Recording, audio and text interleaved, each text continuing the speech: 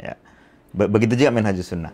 Nah, kadang-kadang ada jawaban atau ada versi dari mutakallimin yang diwakili oleh Al-Ghazali yang lebih unggul daripada versinya Ibnu Sina. Tapi di sisi lain ada beberapa hal yang di sini mutakallim justru terlihat lemah argumentasinya.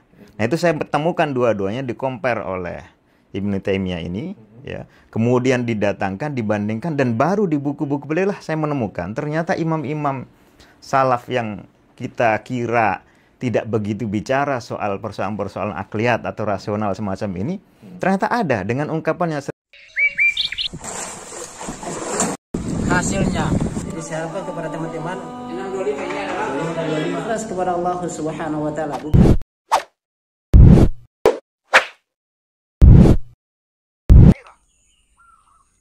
Bismillahirrahmanirrahim. Assalamualaikum warahmatullahi wabarakatuh. Sahabat Lampai Channel yang semoga dirahmati Allah Subhanahu wa taala. Alhamdulillah, kembali lagi dengan kami di Lampai Channel berbagi manfaat.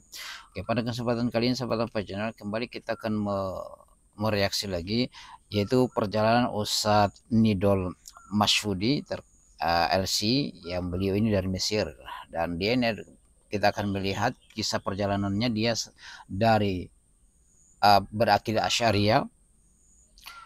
Dia orang Aswaja, kemudian pergi kuliah di Mesir, dan di sana dia mulai belajar. Ternyata dia mendapatkan suatu pemahaman Asy'ariyah, itu suatu pemahaman yang sesat, dan dia mencari terus.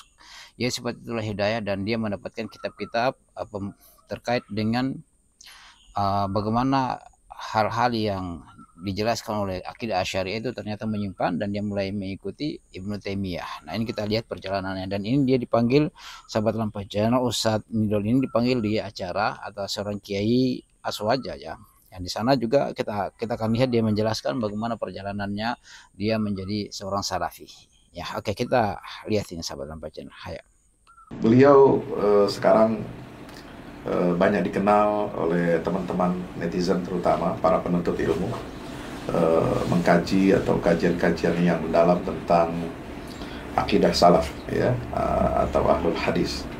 Apa ini antum mengkaji itu terpengaruh karena apa latar belakangnya? Maksudnya apakah dari pondok, ataukah dari bacaan, ataukah dari jurusan ilmu hadis gitu ya? Sebab secara resmi kalau di Al-Azhar itu kan setahu saya ya akidah yang diajarkan Asy'ariyah. Ya, tentu kita semua sama belajar dulu kitab-kitabnya Imam Al-Ghazali, ya, di S1 Al-Iqtisad fil I'tiqad. Kemudian kalau di S2 itu ada Al-Mawaqif fi Ilmil Kalam. Kemudian ada lagi Abkarul Afkar kalau yang untuk S3-nya itu. Ini kenapa Ustadz Nidol ini tertarik dengan lebih mendalami kajian mazhab ahlul hadis atau ahlul asar? Ya, bismillahirrahmanirrahim. Jadi minat terhadap kajian ilmu-ilmu akidah, ya, dan juga pemikiran secara umum sebetulnya sudah mulai kita rasakan waktu mondok di Aliyah. Waktu itu ya alhamdulillah, masya Allah, alma mater kami, para pengajarnya dan para ustadz itu dari berbagai macam kalangan. Betul. Dan kita pun hidup di Solo yang antum tahu sendiri, mulai dari yang paling kanan sampai paling kiri. Semua harakat, semua jenis ada. Ya. Lalu kita datang ke Kairo, itu pun juga tempat yang terbuka segala macam aliran ada. Nah, sebagai mahasiswa kan kita datang menghadapi semua itu kan muncul rasa ingin tahu, rasa ingin mempelajari segala macam, ya. Kemudian kita masuk ke Fakultas Usuluddin, dan Usuluddin itu ya seperti kita tahu tahun pertama, tahun kedua semuanya masuk. Ya, ada akidah filsafat, ada Quran tafsir, ada hadis, ada dakwah dan sakofah. Jadi itu tidak mengherankan gitu, kita pelajari selama 2 tahun. Baru di tahun ketiga kita memilih jurusan, kan begitu. Waktu itu terus terang saya memilih jurusan hadis karena dari semua ilmu saya lihat ini ilmu yang paling tidak bisa kalau tidak dipelajari dengan guru secara intens. Jadi nggak bisa otodidak. Iya, nggak bisa otodidak. Ya, sama sekali gitu, sama sekali.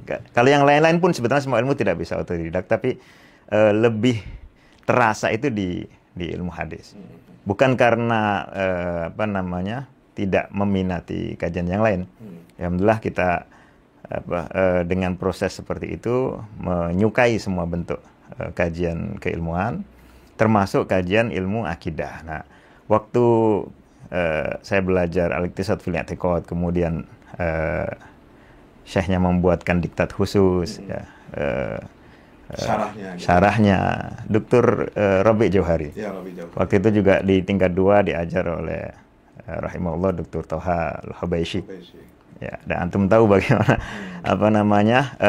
suasana yang terjadi ketika pengajaran akidah. Nah, waktu saya menemukan materi-materi yang kita kaji dari kitab-kitabnya Al-Imam Abu Hamid Al-Ghazali, ada beberapa persoalan yang berkaitan erat dengan pemikiran-pemikiran Ibnu Sina. Ya, dan padahal dia membantah ya? Ya, membantah. Nggak setuju banyak. Nggak setuju, tapi coba termasuk juga dalam mata kuliah filsafat kan juga diajarkan. Pemikiran Ibnu Sina tentang emanasi, pemikiran Al-Farabi dan seterusnya. Saya menemukan beberapa hal yang belum memuaskan. Jawaban-jawaban dan sanggahan-sanggahan Al-Ghazali terhadap Ibnu Sina dan Al-Farabi sebagiannya kurang memuaskan, bahkan terkesan bagi beliau sendiri juga kurang memuaskan. Makanya dalam Tahathutul Falasifah itu kan beliau mengatakan meminjam dari berbagai macam mazhab, dari Karomiyah atau Kiromiyah, dari Mu'tazilah, dan sepanjang itu relevan untuk mengcounter pandangan falasifah. Lalu ya berlanjut, kebetulan waktu itu kita sudah tinggal di Madinatul Bu'us. Di sana ada perpustakaan yang Masya Allah besar. Ya, salah satu yang cukup menarik adalah di situ ada buku Minhajus Sunnah. Ya, dan ada Dar'ut Ta'arud. Ya, sekitar 11 jilid. Di situ saya menemukan beberapa jawaban. Dar'ut Ta'arud yang ditahqiq sama Muhammad Said Julayat. Bukan, yang sama Dr. Rosyad Salim. Muhammad Rosyad Salim. Ya. Begitu juga Minhajus Sunnah. Nah, kadang-kadang ada jawaban atau ada versi dari mutakallimin yang diwakili oleh Al-Ghazali yang lebih unggul daripada versinya Ibnu Sina. Tapi di sisi lain ada beberapa hal yang di sini mutakallim justru terlihat lemah argumentasinya. Nah, itu saya temukan dua-duanya di-compare oleh Ibnu Taimiyah ini, ya. Kemudian didatangkan, dibandingkan, dan baru di buku-buku beliau lah saya menemukan ternyata imam-imam salaf yang kita kira tidak begitu bicara soal persoalan-persoalan akliyat atau rasional semacam ini, ternyata ada dengan ungkapan yang sederhana, simpel, tapi cukup mengena. Misal ucapan-ucapan Abdul Aziz Al-Kinani, muridnya Imam Syafi'i yang pernah datang ke Baghdad untuk berdebat. Ya. Kemudian ucapan-ucapan Abu Sa'id Utsman Ad-Darimi. Kecuali ucapan-ucapan Imam Bukhari sendiri, juga Imam Ahmad bin Hambal, ada banyak argumentasi rasional yang berkaitan langsung dengan topik-topik yang selama ini dibicarakan oleh falasifah dan mutakallimin, gitu, oleh kalangan filsafat dan kalam, dan itu sangat menengah. Dinukil Ibnu Taimiyah, disyarah dan menjadi solusi dari dua mazhab yang sekilas mutakafi, seimbang. Ternyata ada aspek yang dinilai di sini keliru, ada aspek yang dinilai di sini keliru. Sebaliknya ada aspek yang benar, ada aspek yang benar. Nah, mazhab salaf ini ternyata menghimpun aspek kebenaran itu dalam perkara hubungan antara pencipta dengan ciptaannya, ya. Kemudian apakah pencipta itu punya perbuatan, dan seterusnya, hal-hal semacam itu. Ini yang pertama kali membuat saya tertarik, dan kebetulan waktu itu ada beberapa senior yang juga ternyata mengkaji akidahnya Ibnu Taimiyah ataupun turunan dari itu, mengkaji misalnya syarahnya Ibn Abil Is untuk akidah Tahawiyah. Itu kan banyak sekali menerap dari Ibnu Taimiyah tanpa sama sekali menyebut namanya. Nah, itu terdukung oleh saya belajar dengan beliau, kemudian sampai akhirnya menjadi gemar. Tentu kita tidak bisa mengkaji. Jadi itu tidak dipelajari dari bangku kuliah ya? Bangku kuliah tidak ada. Nggak ada. Ya, karena bangku kuliah itu fokus mengajarkan matan-matan akidah Asy'ariyah itu yang kebanyakan, dan ini matan-matan yang jauh sebelum Ibnu Taimiyah ada. kebanyakan topik yang diangkat, musuh yang ditempatkan sebagai yang di counter itu adalah Mu'tazilah dan falasifah. Nah, arahnya ke sana. Gitu. Tidak apa namanya buku-buku yang datang setelah beliau. Ya, jadi itu jadi perkenalan itu lebih banyak didapatkan waktu di Mesir ya. Waktu di Mesir. Jadi kitab-kitab yang ditulis Ibnu Taimiyah sendiri kemudian antum pelajari dan juga diskusikan dengan guru atau mentor. Mentornya siapa waktu itu? Ada salah satu ustadz yang lama belajar fikih dan hadis, lalu kemudian minat belajar akidah. Kebetulan beliau juga waktu itu awal-awal itu ada gerakan pendalaman akidah yang cukup besar di Mesir ya, tahun 2001, 2002, 2003, karena mulai banyak muncul turos-turos yang baru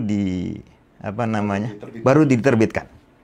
Yang baru diterbitkan, termasuk antaranya adalah buku-buku Ibnu Taimiyah sendiri. Nah, Al-Azhar sudah memulai ini lama, tahun 80-an atau bahkan sebelum itu ya, ketika zaman Syekh Mustafa Abdul Razik. Bahkan diberi kata pengantar juga kalau tidak salah oleh Dr. Abdul Halim Mahmud rahimahullah ya. Mencetak kitab Shaunul Mantiq wal Kalam, Anfanail Mantiq wal Kalam karya Imam As-Suyuti. Ya. Yang dilengkapi dengan Juhdul Qarihah atau Jahdul Qarihah fi Tajridin Nasihah. Ini ringkasannya Imam Suyuti untuk bukunya Ibnu Taimiyah, Ar-Raddu 'alal Mantiqiyin. Pada saat ini diterbitkan, buku Ar-Raddu 'alal Mantiqiyin itu belum muncul. Masih belum ditemukan maktutnya atau manuskripnya. Nah, Al-Azhar memulai gerakan Ihya Turath. Inilah buku pertama yang dijadikan oleh Syekhul Azhar sebagai buku yang ditahqiq dan muhakkiknya adalah Dr. Ali Sami An-Nashar, Ra'isul Asy'ariyah fil Asr al-Hadits. Ya, muridnya Syekh Mustafa Abdul Razik yang kemudian kata beliau menjadi teman gitu. Tilmid qadiman dan kemudian Shadiq halian gitu. Jadi waktu itu keran informasi sangat terbuka. Ini juga disampaikan oleh Dr. Yusuf bahwa ada al-ifrad an kutubi Ibnu Taimiyah di era-era itu. Ya, itu. Lalu berangsur-angsur itu mulai muncul ya. Saat itu memang banyak buku-buku Ibnu Taimiyah sendiri belum. Ya, sahabat Lampa Channel ya, kita tidak saksikan secara keseluruhan ya. Jadi yang jelasnya di situ adalah perjalanan dia dari akidah Asy'ariyah menjadi Salafi ya. Ini dia sudah jelaskan tadi. Bagaimana tanggapannya antum, kita diskusi di kolom komentar ya. Subhanakallahumma wa bihamdika asyhadu an la ilaha illa anta astaghfiruka wa atubu ilaik. Assalamualaikum warahmatullahi wabarakatuh.